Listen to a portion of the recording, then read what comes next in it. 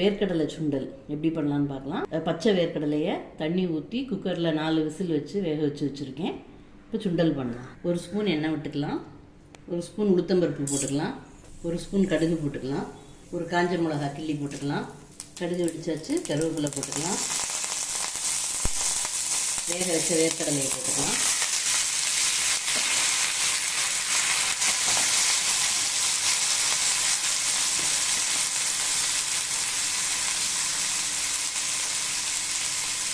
உப்பு போட்டு தான் வேக வச்சுருந்தேன். நல்லா கொஞ்சமாக உப்பு போட்டுக்கலாம்.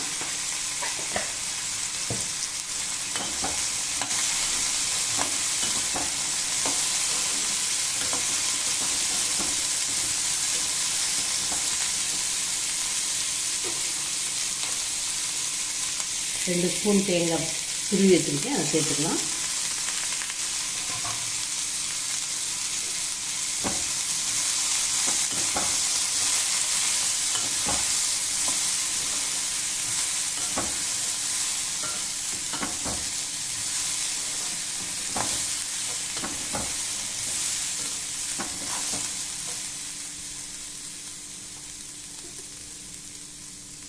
மிளகாத்தில் கொஞ்சம் மல்லி இலை தூவிக்கலாம்.